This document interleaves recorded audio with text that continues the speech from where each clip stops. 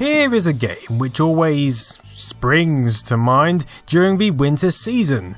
The main reason is because I bought it for myself for Christmas in 1996, but hey, I deserved it. You try doing a paper round at 7 AM every day for £7.50 a week. But it's not the only reason, because lurking within are levels filled with woodland, darkness, rain, and of course snow. And do you remember how big Rally was in the early 90s? Here are some clips actually from the 1993 Network Q RAC Rally. I used to love watching the rally report on Top Gear and seeing the crowds standing stupidly close to the track. I mean, what was wrong with these people? Anyway, let's delve in. This is the big box version distributed by Europress Software's lifestyle brand and developed by Pixelcraft in 1993. Back in the 90s, I had a Kixx Vario edition in a smaller case, but otherwise they are identical. I have the CD-ROM edition here, but it's also available over 4 floppy disks, a necessity given the rarity of CD-ROM drives at the time. The blurb tells us, "It's so realistic you can almost smell the high-octane fumes," and from these screenshots it certainly looks impressive, especially given the requirements of just a 386 with DOS 3.1 and 256KB of video RAM. Europress Software's rally simulation features all 35 stages of the Network Q RAC Rally, graphics digitised from video footage of the actual rally route, and the latest cars including the Ford Escort and Subaru Imprezas. Nice! Now, this is the second game in a series of loosely connected titles, starting with Lombard RAC Rally in 1988 and continuing on to Network Q RAC Rally Championship in 1996, International Rally Championship in 97, Mobile 1 Rally Championship in 1999, Rally Championship Extreme in 2001, and the underwhelmingly titled Rally Championship in 2002. These game titles are ludicrously similar, it's really quite easy to get them mixed up. Anyway, inside the sleeve we have a box stating "Quality through Innovation." It sounds like my old high school motto. Inside that we have the CD-ROM, loading instructions, a registration card, and the user guide offering floppy disk installation instructions, the necessary game guide, and a multitude of stage maps, which is a nice touch. Installation of the CD version is practically identical to the floppy release, but apparently we get some exclusive audio tracks on the CD. Best we have a listen.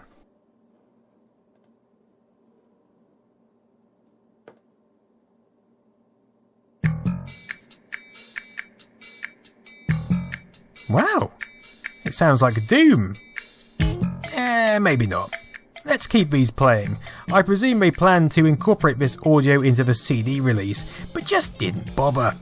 So lucky us, we get to play them in our CD player instead. It's almost like one of those old Spectrum games bundled with a separate audio tape. Anyway, although we're told it runs on Windows 3.1 or 95, it does so entirely through the command prompt. As usual, it's therefore best to run it directly under DOS, especially if you get screen centering issues like this. Like many games of this era, we have simple copy protection, which involves finding a specific word from the manual and entering it here. We then immediately have various options available to us. We can choose what car we want, we can look at the car specifications, we can configure keys, all sorts of stuff. Let's just practice some tracks. To begin with, we have a small selection of sunny and rainy locations. I'll start with a sunny track, and we're immediately presented with a disembodied arm counting us down. I think this is some guy standing outside the car, although it looks a little strange. Anyway, you can see we're in the era where driving games are beginning to feel a bit more like simulations with real corners, but we're not quite into the world of true 3D yet. Instead we have this pseudo 3D environment filled with sprites, textures and graphical options. Now as you can see, my PC isn't handling these incredible graphics very well, so we have the option to turn off the rear view mirror, road detail and landscape details. This helps significantly, especially after removing the road texture.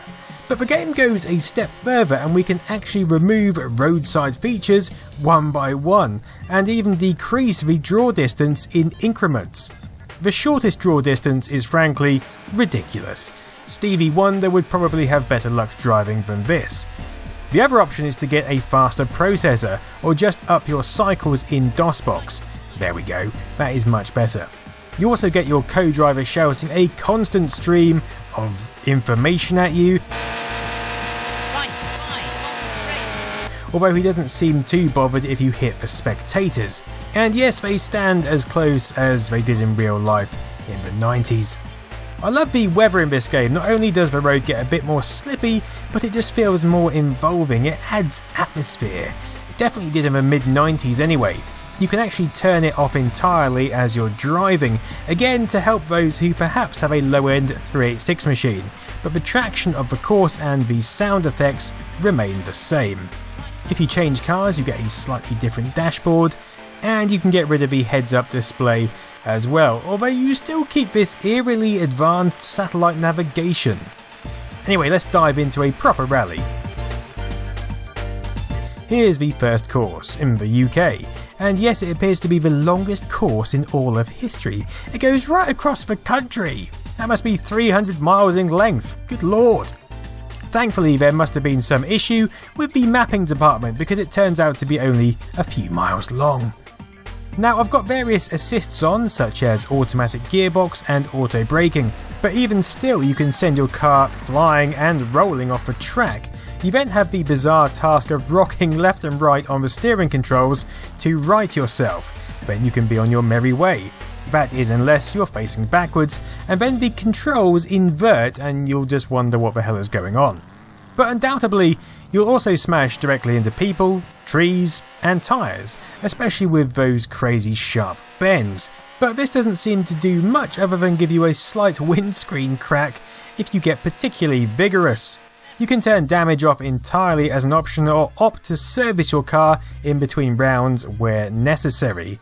At the end of each round you wait for the other times to come in and then you get your placement. I don't actually have any idea what I'm called, so I don't know where I came. Oh, there we go. My name is Cannot?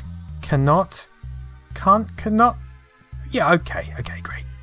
Anyway, this is generally how play continues. You get a course, you race it, you get some results, you forget your name. It's actually all a bit mundane. Nothing really grips you. Not even the tyres, especially when you get to a snow round. But then this does grip you in the sense of it's amazing, because it's snow. And I love snow. And this is what I bought this game for, driving in the snow. We also have night rounds, which are pretty entertaining in themselves, and there's some nice graphical work going on here. But you know, now they're out of the way, you can just turn the game off and go back to playing something more engaging. Right in the mailbox.